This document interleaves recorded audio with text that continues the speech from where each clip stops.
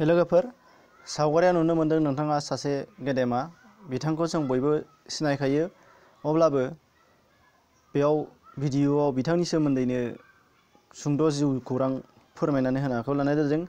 जानांगौ नोंथांमोना बेनि बबेबा मोनसे फिसा बाथ्राखौ मिथिनो मोनाखै अब्लाबो बेयाव होनाय जादों। बेनिखायनो नोंथांमोना जाहाथे जोबजासिम नायलाङो अब्ला नोंथांमोना बुजिनो हागोन बिथांनि बबेखिनि खोन्दोआ जों मिथिजायै। अब्ला लोगोफोर गोबाव खालामाजासे नायनानै थांदो।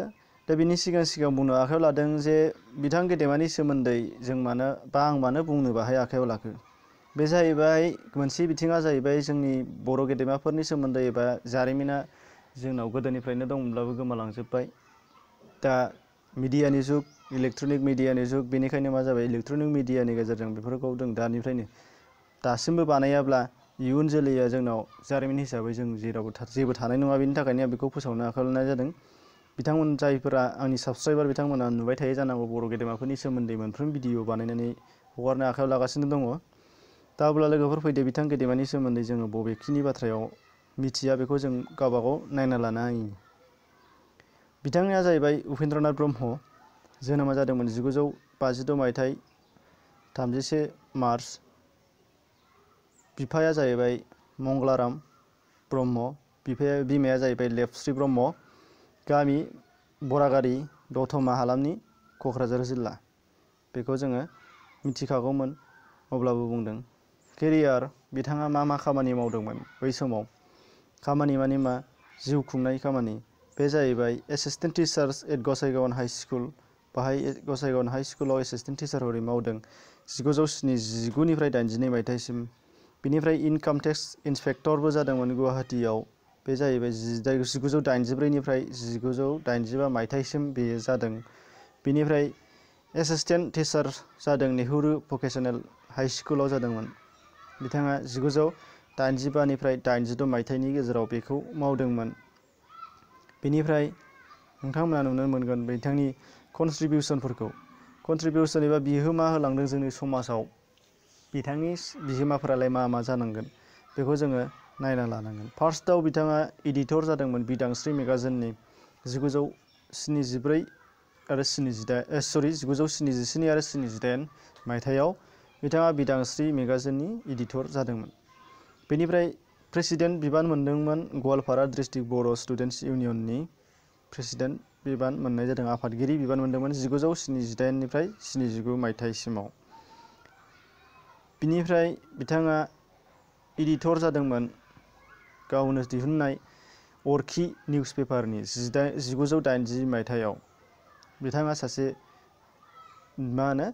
बर'नि मोनसे खौरां बिजों दिहुननो थाखाय, खौरां बिलाइ दिहुननो थाखायबो नाजादोंमोन। बेनिखायनो बिथाङा एडिटर हिसाबै अरखि निउस पेपाराव हाबा मावदोंमोन 1980 मायथाइयाव। बिनिफ्राय आरोबाव 1987 मायथाइयाव मोनसे दा बड'लेण्ड टाइम्स मुंनि निउस पेपारावबो बिथाङा एडिटर बिबान मावदोंमोन। बेखौबो जों मिथिनो मोनाखैमोन जानो हागौ फ्रायानो। बेनिफ्राय भाइस प्रेसिडेन्ट जादोंमोन एबसुनि, सेन्ट्रेल एबसुनि। बिथाङा माब्ला 1981 आरो 83 मायथाइयाव बिथाङा एबसुनि भाइस प्रेसिडेन्ट एबा लेङाइ आफादगिरि हिसाबै बिबान मावदोंमोन। बेनि उनाव 1982 निफ्राय 90 मायथाइसिम बिथाङा एबसुनि मेन प्रेसिडेन्ट एबा गाहाय आफादगिरि हिसाबै बिबान मावदोंमोन। बेखौबो जों बयबो मिथिखायोमोन फ्रायानो। दानिया बेखिनि समाव बिथाङा हाबा मावबाय थानाय समावहायनो नाथाय दुखुनि बाथ्रा गोब्राब सोखानो हायै बेरामाव गोग्लैनानै बिथाङा 1990 मायथाइनि 1 मे खालि जोंनि गेजेरनिफ्राय रुंसारि जानानै थांनांदों। बे जोंनि थाखाय जोबोद सुखुंखौ हायै खहा जानानै थालांबाय। मानो होनब्ला बिथाङा जोंनि बर' हारिनि थाखाय मा मावदोंमोन, मा मावबावामोन, मा मावगौमोन जों बेखौ सानस'हरनो हाया। अब्लाबो जाखिनि मावलांबाय बेखिनि मावलांनायानो बिथांनिया जोंनि बर'फोरनि थाखाय जोबोद गोजों खामानि होननानै जों गनायनानै लानांगोन। अब्ला बिथाङा 1990 मायथाइनि 1 मे खालि थैलांबाय। नाथाय बिथांनि जिउमा जानाखि बे जोंनियाव थैनानै थांनो मोननाय नङा। बेनिखायनो बर'फोरा बिथांनि सान्थौखौ नायनानै बड'फा बिमुं होनाय जादों। बिथांनि मुंखौ बड'फा बिमुं होनानै जोंनि गेजेराव लाखिनाय जादों, जायखौ जोङो दा फादार अफ बड' कमिउनिटि एबा नेसन होननानै बुंनाय जायो। दा बेनिखायनो जों साफ्रोमबो बर'फोरानो बिथां गेदेमाखौ फ्राय सिनायोआनो, अब्लाबो नामावल' खोनादों जानो हागौ। मानो होनोब्ला फ्राय दानि जुगाव जों गुदि खिथा जों नागिरनो सोलाबला, रावबो नागिरा, आं बेखौ मिथिगौ। रावबो गुदि खिथा सङा। दा बड'फा होनबा सोरखौ बुङो? उपेन्द्रनाथ ब्रह्मखौ बुङो, खालि बेखौल' जों बयबो मिथिसै।